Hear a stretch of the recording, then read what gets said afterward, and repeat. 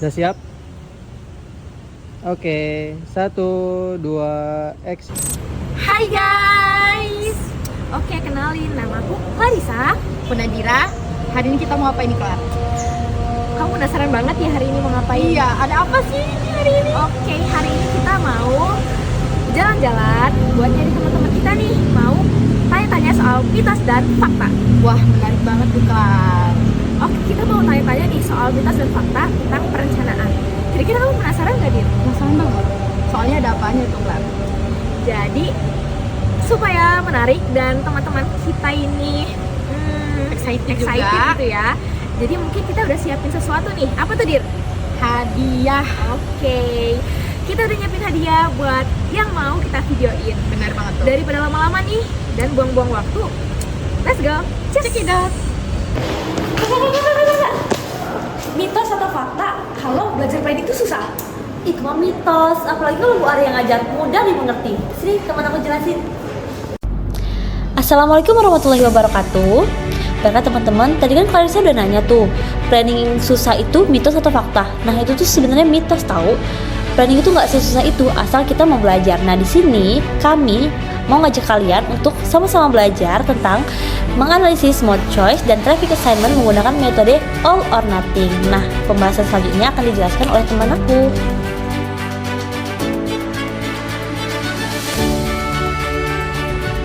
Transportasi merupakan komponen penting dalam menunjang mobilitas, kegiatan sosial, dan pertumbuhan ekonomi suatu wilayah. Dengan meningkatnya jumlah penduduk dan perkembangan kota, diperlukan sistem transportasi yang efisien dan berkelanjutan. Salah satu pendekatan dalam perencanaan transportasi adalah 4-step model yang terdiri dari 1. Trip generation untuk menentukan jumlah perjalanan, 2. Trip distribution untuk menentukan tujuan perjalanan, 3. Mode choice untuk menentukan moda transportasi yang digunakan, 4. Traffic assignment untuk menentukan jumlah kendaraan di setiap ruas jalan. Nah, pada kasus ini kita akan mengambil salah satu laporan umum dari kota Bengkulu. Nah, jadi apa sih mode choice dan traffic assignment itu? Jadi mode choice atau pemilihan moda adalah proses untuk menentukan moda transportasi apa yang akan digunakan oleh para pelaku perjalanan, seperti jalan kaki, sepeda, sepeda motor, mobil pribadi, dan angkutan umum. Tujuan mode choice ini untuk memperkirakan proporsi perjalanan yang akan menggunakan masing-masing moda dari asal ke tujuan tertentu, sehingga dapat diketahui beban masing-masing moda dan direncanakan fasilitasnya. Sedangkan traffic assignment adalah proses untuk menentukan rute perjalanan yang akan digunakan oleh pelaku perjalanan dari zona asal ke zona tujuan berdasarkan moda yang dipilih, sehingga dapat diketahui volume lalu lintas di setiap ruas jalan. Nah, pada kasus ini kita akan menggunakan metode all or nothing. Nah, all or nothing itu apa sih? Itu jadi semua perjalanan dibebankan ke rute tercepat atau terpendek tanpa mempertimbangkan kemacetan. Gimana Clar? Paham kan? Oh iya, aku baru paham deh. Tapi aku masih bingung Kaca, gimana sih cara kita ubah OD matriks populasi orang per hari sampai ke SMP per jam? Oh, kalau itu temen aku pasti bisa jelasin. Yuk tonton lagi. Nah, Clarissa tadi kan nanya lagi tuh, gimana sih cara ngubah dari OD matriks populasi sampai ke SMP per jam? Nah, itu tuh melalui tahapan-tahapan. Nah, adapun tahapan analisa mode choice sampai ke ubah ke SMP per jam, diantaranya yang pertama yaitu mencari data pada laporan umum terdahulu. Nah, di sini kami memakai laporan umum PKL Bengkulu tahun 2022. Yang kedua yaitu mengambil data OD matriks populasi dengan intrazona. Selanjutnya yaitu kami mengubah data OD matriks tersebut dari populasi menjadi OD matriks orang per hari pada setiap moda. Selanjutnya, kami mengkonversi data OD matriks tersebut dari orang per hari menjadi kendaraan per hari pada setiap moda. Setelah mendapatkan OD matriks kendaraan per hari, kemudian kami ubah lagi ke kendaraan per jam. Setelah itu, dari OD matriks kendaraan per jam, kami ubah lagi ke OD matriks SMP per hari. Dan yang terakhir, dari OD matriks SMP per hari, kami ubah lagi ke matriks SMP per jam. Nah, itu tadi kan teorinya atau tahapan-tahapannya, dan sekarang yuk kita langsung praktekin cara proses mengubah dari OD matriks populasi sampai ke SMP per jam. Adapun data-data yang digunakan, yang pertama yaitu proporsi penggunaan moda. Nah, di sini proporsi penggunaan moda ini didapat dari data pada laporan umum. Yang kedua yaitu faktor okupansi. Faktor okupansi itu didapat dari kapasitas dikali dengan load factor atau faktor muat, didapatlah faktor okupansi. Setelah itu data yang kita perlukan adalah faktor K atau faktor jam puncak. Nah, di sini faktor K yang kami dapat dari Lapum sebesar 0,08 atau 8%. Dan data terakhir yang kita gunakan yaitu ekuivalensi mobil penumpang atau EMP yang kami dapat dari PKJI tahun 2023. Nah, kalian bisa lihat kan di sini data-datanya. Nah, terlihat pada layar ini merupakan matriks OD populasi dengan intrazona yang kami gunakan atau yang kami dapat dari Aparat Umum PKL Kota Bengkulu. Nah, ini merupakan hasil dari matriks OD sepeda motor orang per hari. Nah, di sini kami menggunakan perhitungan sepeda motor sebagai sampel. Hasil-hasil ini didapat dari sel matriks yang dikali dengan proporsi penggunaan moda berdasarkan tiap jenis moda. Seperti contoh pada zona 11 pada matriks OD populasi yang bernilai 647 dikalikan dengan 67% sehingga didapatkanlah hasil zona 11 itu sebesar 433 orang per hari. Lalu di sini saya akan menjelaskan tentang berubah menjadi kendaraan per hari, yaitu setiap sel matriks dibagi dengan faktor okupansi yang didapat dari kapasitas dikali dengan load factor. Seperti dari contoh dari zona 1 ke 1 yaitu 433 dikali dengan 1,5. Kenapa 1,5? Karena mode yang kita pakai itu sepeda motor. Jadinya 289. Lalu dari kendaraan per hari akan diubah menjadi kendaraan per jam, yaitu setiap sel matriks dikali dengan faktor K atau jam puncak.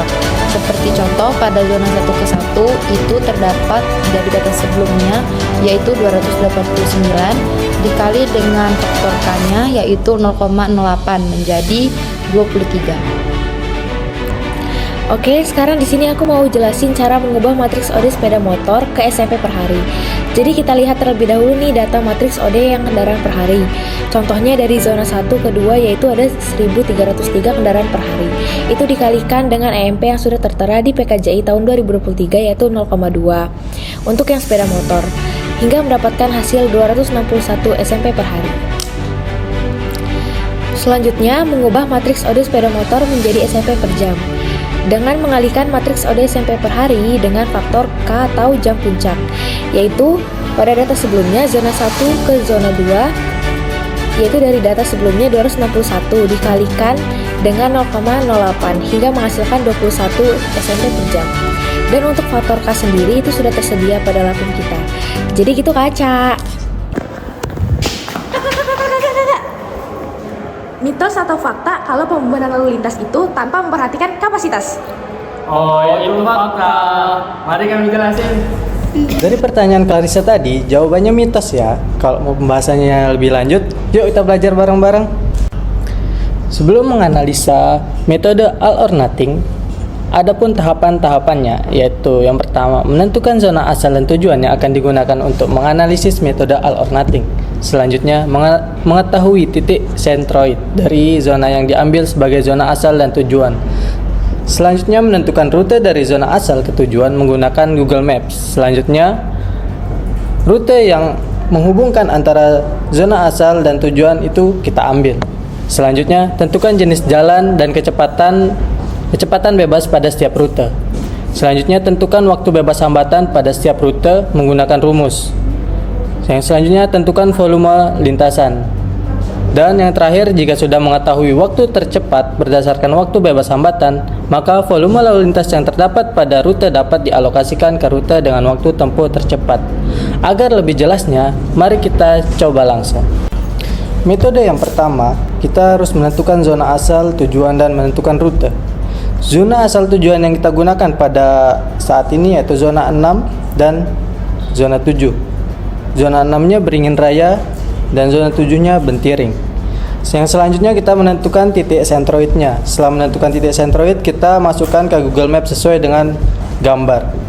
Setelah memasukkannya ke Google Maps, kita mendapatkan 3 rute, yaitu rute pertama yaitu pada Jalan WR Supratman dengan panjang rute 3 km dan jenis jalannya kolektor dengan kecepatan bebasnya 40 km per jam.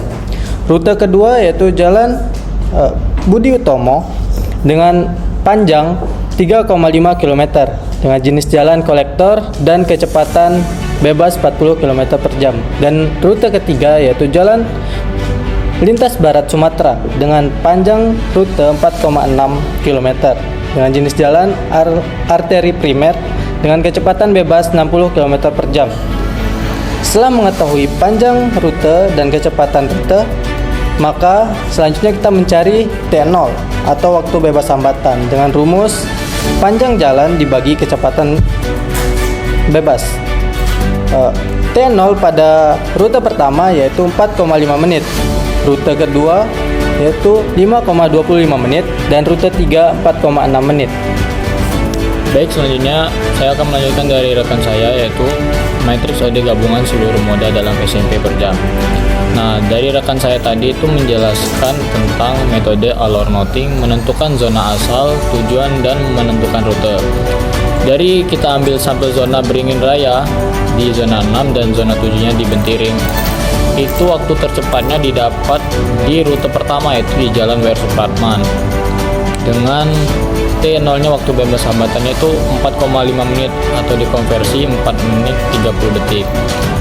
Nah, selanjutnya kita akan menentukan volume lalu lintas. Bagaimana sih cara menentukan volume lalu lintas? Yang pertama yaitu menjumlahkan di setiap moda seperti sepeda motor, mobil, MPU, sepeda dari zona 6 di Bentiring Raya ke zona 7 di tujuan yaitu di Bentiring. Nah, seperti kita lihat pada tabel matriks OD gabungan di seluruh moda dalam SMP per jam, di zona 6 dan zona 7 didapati volume lalu lintas sebesar 36 SMP per jam. Kita akan memasukkan di rute pertama, 2, dan 3 itu dengan volumenya itu SMP berupa 36 SMP per jam. Selanjutnya kita akan memasuki metode Alor Noting, yaitu semua atau tidak sama sekali di tiap-tiap rutenya. Nah, seperti yang dijelaskan oleh rekan saya tadi, rute yang tercepat itu di rute pertama yaitu di Jalan W.R. Supratman. Dimasukilah nilai di rute pertama itu sebesar 36 SMP per jam untuk metode AL-nya. Sedangkan di metode Noting-nya atau tidak sama sekali itu di rute 2 di Jalan Budi Utomo dan rute 3 di Jalan Lintas Barat Sumatera. Kesimpulan yang bisa kami ambil dari matriks OD gabungan seluruh moda dalam SMP per jam yaitu rute pertama yaitu merupakan rute tercepat di Jalan W.R. Supratman dengan waktu tempuh hanya 4 menit 30 detik. Sedangkan di rute 2 dan 3 itu tidak digunakan sama sekali. Jadi rute tercepat ini dialokasikan semuanya di rute di Jalan W.R. Supratman.